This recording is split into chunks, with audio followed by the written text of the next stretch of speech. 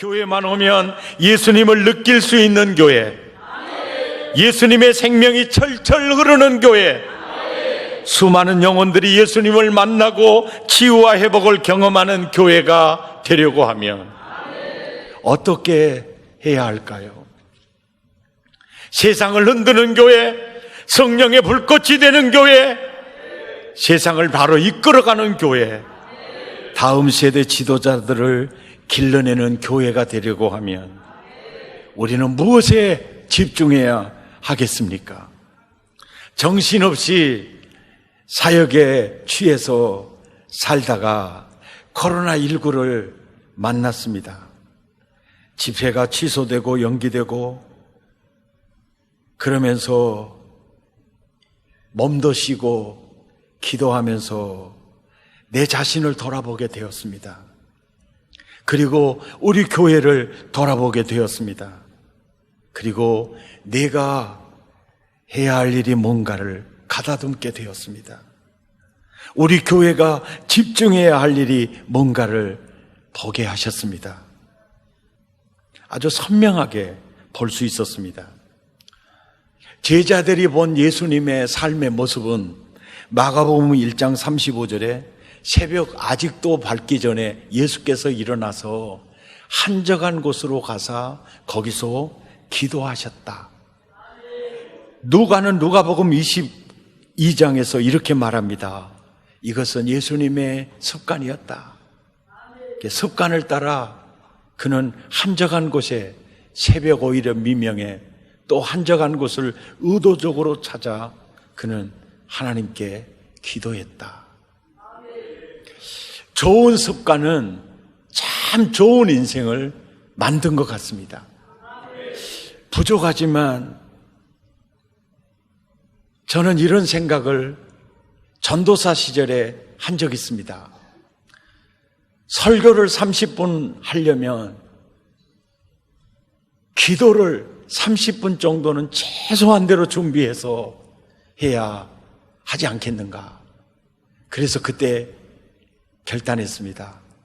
11시 예배면 10시 반에 강단에 올라가 30분 동안 성령님 생명을 주십시오. 역사해 주십시오. 삶에 지친 영혼들에게 생명수가 되게 해 주시고 예배드리고 모두가 주님을 만나게 해 주십시오. 30분 기도하고 그리고 설교 30분 했습니다. 그게 습관이 됐어요. 사랑의 교회를 개척할 때 강단에 올라가 10시 반에 올라가서 30분 기도하고 그리고 설교했습니다. 그 습관이 계속 됐어요. 언제까지 됐느냐면 이 교회, 이 예배당으로 이사 올 때까지 그랬어요. 근데 왜 그 습관이 무너졌느냐? 여기는 찬양대도 서야 하고 찬양 인도팀도 서야 되고 그래서 기도할 자리가 없어져 버렸어요. 그런데 저는 그 습관이 저는 내 인생을 굉장히 기름지게 했다고 생각합니다. 할렐루야. 그 습관 하나가요. 예배에 기름 부으심이 있고 말씀이 막 은혜가 되고 있죠. 예. 그래서 요즘은 11시 예배 참석하시려면 10시 15분에 오셔가지고 30분 동안 기도하고 또 15분 동안 찬양하고 예배 드리면 좋겠다. 그래서 2시간 예배에 도전하자. 그때부터 시작해서요. 지금까지 그렇게 하시는 분들 계시거든요. 근데 그들은요. 예배가 달라요. 눈망울이 바짝바짝 하고요. 아주 엔조이를 하더라고요. 우리 모두 그랬으면 너무너무 좋겠어요. 좋은 습관을 갖는 거예요. 예. 우리는 예수님 닮았어요. 새벽 기도요. 이 습관이요. 오늘 집을 나서기 전 기도했나요? 오늘 받을 은총 위에 기도했나요? 기도는 우리의 안식입니다. 기도는 우리의 능력입니다. 예, 기도요. 내가 기도하면 하나님이 일하신 줄 믿습니다. 믿습니다. 예. 감람산에서 제자들에게 하신 예수님의 부탁이 있었어요. 누가복음 22장에 보면 유혹에 빠지지 않도록 기도하라고 부탁하셨고, 이 사건을 마태는 마태복음 26장 41절에 시험에 들지 않게 깨어 기도하라고 하셨고, 예수님의 그 부탁 그대로 제자들은 사도행전 1장 14절에 오로지 기도에 힘쓰니라. 오로지 기도에 힘쓰니라. 그리고 초대교회에는 기도 시간이 정해져 있었고, 아무리 바빠도 그 시간에 기도하기 위해서 올라갔습니다. 사도행전 3장 1절에 제9시 기도 시간이었어요. 그러니까 예수님이 겟세마네 동산에서 시험에 들지 않게 깨어 기도해라. 제자들이 그 말씀 붙들고 오로지 기도에 힘쓰니라. 그럴 때 성령이 임했습니다.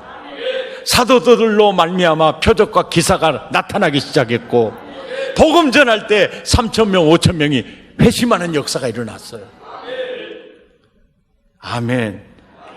기도가 능력입니다. 이러다 보니 남자만 3,000명, 5,000명이니까 여자 아이까지 합치면 10,000명, 20,000명이 예루살렘 교회로 들어온 겁니다. 그러다 보니까 일들이 참 많아졌어요. 그래서 7 집사를 세워서 그 일들을 다 맡기고 사도들이 자기들의 그 사역을 가다듬었습니다. 이것이 바로 오늘 본문이에요. 우리는 오로지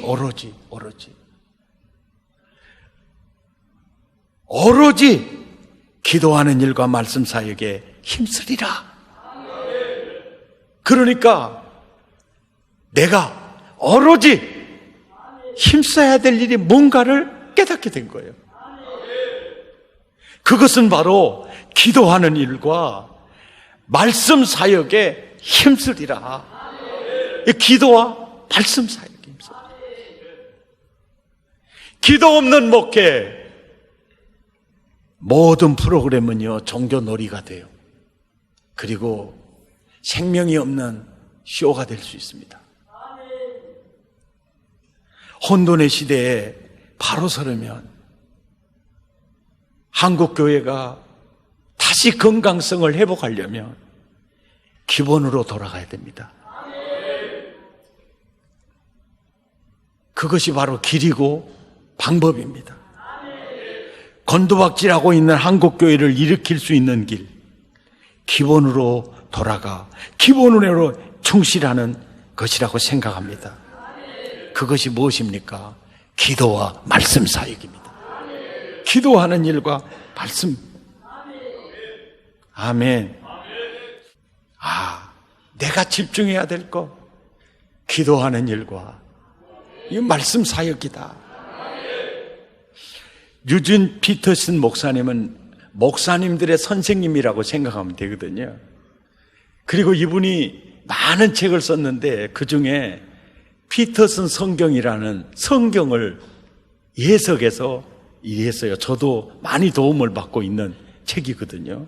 아주 생동감 있게 성경을 이렇게 번역하신 이 어르신입니다. 이분이 이런 얘기를 해요. 심플함, 단순함으로 우리는 나가야 한다. 많은 학자들은 성공하기 위해서 많은 일을 하고 많은 책을 읽으라고 합니다. 그러나 나는 책을 적게 읽으라고 말하고 싶습니다. 일을 더 적게 하라고 말하고 싶습니다. 여러분이 진정으로 필요한 분은 하나님입니다. 여러분은 더 많은 친구가 필요한 것이 아닙니다. 하나님과 개인적으로 만나 친밀하게 사귐을 가져야 합니다. 이분의 얘기는 이런 얘기예요. 더 많은 어떤 인간관계 네트워크를 신경을 쓰지 말고 진짜 만나야 될 분을 만나야 된다는 뜻이고, 더 많은 일에 분주하기보다 그분과 사귀는 일에 집중할 때 더 엄청난 열매를 거둘 수 있다는 거예요. 우리 그래요. 막 바쁘다고 그래서 기도하는 일 게을리 했잖아요. 아니다. 단순함으로 나가야 한다. 아멘. 기도 시간에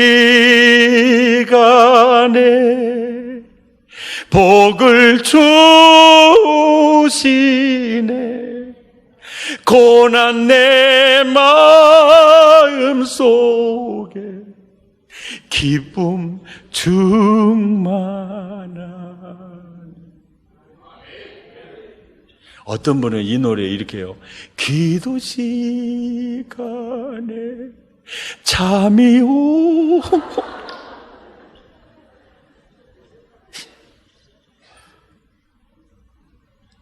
기도 시간에 복을 주세요. 기도 시간에 기쁨 충만하게 됩니다. 아멘. 전에는요, 내가 진짜 부러워하는 사람이 누구냐면 설교 잘하는 사람일 때 진짜 부러워했습니다. 예. 그런데 지금은요, 설교 잘하는 사람이 진짜 부러운 게 아니고요, 부러운 사람이 바뀌었어요. 꾸준한 사람 있죠. 다윗 있죠. 하나님, 제가 전쟁하러 나가야 될까요? 안 나가야 될까요? 이럴 때 어떻게 해야 될까요? 사울은 저렇게 나 죽이려고 하는데 나는 어떻게 해야 되죠? 다윗이요, 언제나 하나님께 묻고 행동하는 것을 성경에 볼 수 있습니다. 예. 그러니까 다윗은요, 기도보다 앞서지 않아요. 항상 기도합니다. 그런데 나라가 강해지고 왕권이 튼튼해지니까 다윗의 기도의 제단이 제일 먼저 무너져요. 솔로몬이 처음에 왕이 되었을 때 입술의 기도만 가지고는 약할 것 같으니까 1천 번제를 드리면서 그렇게 기도했잖아요. 이제 먹고 살만해지니까 변하잖아요. 기도의 제단이 무너져요. 그런데 다니엘 6장 10절에 보면 포로 생활로 있을 때나 말단 공무원으로 있을 때나 고위 공무원으로 있을 때나요, 변하지 않은 게 있어요. 무너지지 않는 게 바로 기도의 제단이었어요. 할렐루야. 아멘. 교회가요, 기도하는 사람이 많아질수록 교회는 생명력을 되찾을 수 있습니다. 기도하면 성령님이 역사합니다. 성령님이 역사하면요, 언제나 천사들이 움직여요. 교회가 베드로 석방을 위해 기도할 때 하늘에서 응답하시고 성령이 역사하니까 천사들이 옥으로 찾아와가지고 착고를 풀어줘요. 지금도 천사들은요, 왕자들을 섬기는 종으로서 지금도 사역 중에 있어요. 이 예배 중에도 천군 천사들이요, 우리 예배를 섬기고 있습니다. 어떤 교회 가면 그렇게 기도의 문이 안 열려요. 그리고 설교 시간만 되면 그렇게 샷다가 막 내려오고 그래요. 기도 많이 하면 성령이 역사하고 수종드는 영들이 많이 도와주잖아요. 그러면 기도의 문도 열리고요, 말씀을, 은혜를 받게 돼 있어요. 할렐루야. 교회가요, 기도가 엔진입니다. 우리 함께 기도의 자리로 나아가십시다. 사람들은 평안할 때 기도 안 합니다. 절박할 때 기도해요. 하나님은 사건을 통해서, 문제를 통해서 사실은 하나님은 나를 부르고 계신 겁니다. 왜 내가 이런 일을 당해야 하지? 지금 기도의 자리에서 부르는 초청장으로 보면 돼요. 아멘. 하나님은 기도의 자리에서 나와 여러분을 기다리십니다. 응답을 준비해 놓고 도와줄 준비를 다 갖춰 놓고 기다리십니다. 수고하고 무거운 짐진 자들아 다 내게로 오라. 이것이 주님의 마음입니다. 시편 55편 22절에 성경은 이렇게 말합니다. 내 짐을 여호와께 맡겨라. 시편 68편 19절 우리 마음에 평생 새기고 붙들어야 될 말입니다. 우리 주님은 어떤 분이십니까? 우리 하나님은 어떤 분이십니까? 날마다 우리 짐을 지시는 분이십니다. 하나님은 모든 짐을 하나님 앞으로 가지고 나오기를 원하십니다. 모든 문제를 하나님 앞으로 가지고 나오기를 원하십니다. 기도하는 중에 우리는 하나님을 만납니다. 응답을 체험합니다. 그리고 우리의 역사관이 바뀌어요. 세계관이 바뀝니다. 아, 세계가 주님의 손에 달려있구나. 기도가 하는 일이 큽니다. 성경의 기록을 보면요, 기도하고 응답받는 히스토리가 굉장히 많습니다. 성경에 기도하고 응답받는 그 역사적 사건이 굉장히 많은 이유가 뭡니까? 오늘을 사는 우리에게 너도 기도해. 아브라함이 기도할 때 응답하신 내가, 야곱이 기도할 때 응답했던 내가 너의 기도에 응답한다. 이것이 그 메시지인 줄 믿습니다. 예수 처음 믿을 때 기도 응답이 빨라요. 신앙생활 시작한 지 얼마 되지 않으시는 분은 꼭 새벽을 깨워 보십시오. 그리고 기도해 보십시오. 그리고 살아계신 하나님을 체험해 보십시오. 모든 사람이요, 그렇게 했을 때 어떤 증상이 영혼과 마음에 나타나느냐면, 주의 곁에 있을 때 마음이 든든하오니. 아멘입니까? 마음이, 이게 뭐요? 내가 네 기도 들었어. 너 나 구했지? 나는 너와 함께 있어. 든든함이 있게 돼요.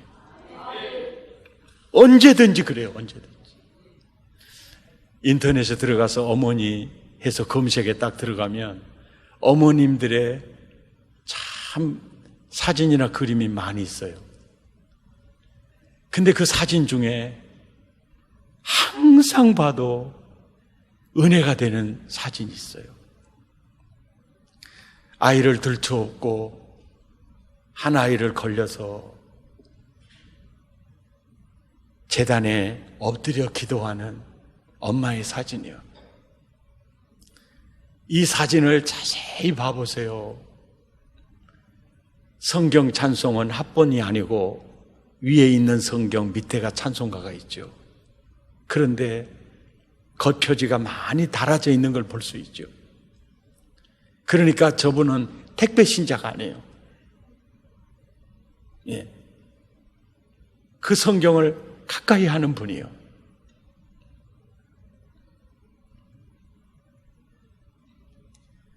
저 사진이요, 우리가 어떻게 살아야 될 것인가?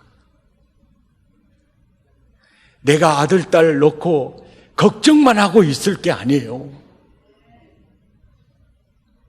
우리 아이들이 살아가야 할 그 세상은 더 힘든 정글이거든요. 저 사진을 딱 보면요, 딱 생각나는 분이 저에게는 있어요. 그게 우리 엄마예요. 저 모습을 딱 보면 엄마가 저 모습이었어요. 저기 멍하니 앉아있는 저 애 있죠. 걔가 머슴이라 하면 동조예요, 동조. 아니, 20리 걸어서 집에 가야 되는데 계속 기도만 하고 있으니까. 나는 시험 들어가지고 있을 때 실은 그렇게 기도하셨어요. 근데 놀라운 것은요, 기도를 할 때는 씨를 뿌릴 파종의 때니까 한 대 뿌리나 한 말 뿌리나 한 가마니 뿌리나 오히려 기도할 때는 기도하는 사람이 더 힘들게 느껴져요. 그래서 이점님 집사 기도에도 별것도 없다 소문이 나죠. 그런데요, 가을이 되면 보리 같으면 그 이듬해 한번 따라서 합시다. 기도는 영원하다. 기도는 영원합니다. 기도가요, 그때만 역사하는 기도가 아니에요. 예, 그때만 역사하는 기도가 아니에요. 유기성 목사님이 기도에 대해서 책을 펴내면서 저희 어머니 간증을 넣더라고요. 그 책을 사보는 우리 교인들도 막 얘기를 하더라고요. 감동 있게 읽었다고. 오로지 기도에 집중하셨어요. 기도에 자식의 인생을 걸었습니다. 예.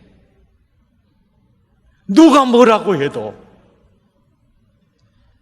기도의 은혜입니다. 제가 지난 주일날 김상복 목사님 간증을 들려드린 적이 있죠. 생육하고 번성하라는 말에 충성해서 그 부모들은요, 9남매를 낳았어요. 그리고 6.25가 딱 터졌습니다. 그리고 북한의 공산화가 이루어지니까 그 중에서 건강한 아들 셋, 딸 하나, 4남매를 남쪽으로 피난을 보냈습니다. 그리고 부산으로 피난 온 그들은 김상모 목사님은 맡아서 키워주는 집이 있었고 세상에 그 시절에 중학교를 보내주는 정도였으니까. 그리고 나 서울로 고등학교 가고 싶어요 해가지고 서울 가서 이 진학의 길이 열리고 서울대 나와서 미국으로 유학 가서 미국 신학대학원 교수로 있으면서 미국인들 상대로 목회를 하셨어요. 그때 미국인들의 북한의 여행 비자가 나오자마자 이분이 간 거예요. 누구 찾아? 엄마 찾아. 가면서 생각했어요. 엄마 살아있으면 너무 좋겠다. 이거 한 가지. 또 한 가지, 엄마 예수 지금까지 믿고 있으면 너무 좋겠다. 그리고 고향을 찾았어요. 어머니가 살아계셨습니다. 그 시대에. 그리고 이제 한 가지, 엄마 예수 믿음 놓치지 않았어요. 그럴 때 자기 손을 조용히 잡고 데리고 간 것이요, 아주 아무도 모르는 허청으로 들어가는 거예요. 그리고 기도의 자리를 보여주는 거예요. 네가 남쪽으로 피난을 떠나는 순간부터 나는 이곳에서 너를 위해 기도했다. 그때 딱 느끼는 게 뭐냐? 피난 내려왔을 때 나를 맡아 키워주는 집을 만난 것도, 고등학교 합격하고 등록금이 없다고 그러니까 하나님이 가서 등록금 없다고 해라. 그랬더니 교장 선생님한테 가서 그랬더니 그냥 다녀라 그러더라고. 다녀라. 이 모든 일이 어머니의 기도였다는 것을. 아멘. 그 기도였다는 것을. 우리 오로지 기도에 인생을 한번 걸어봅시다. 우리 자녀들을 한번 걸어보십시다. 할렐루야.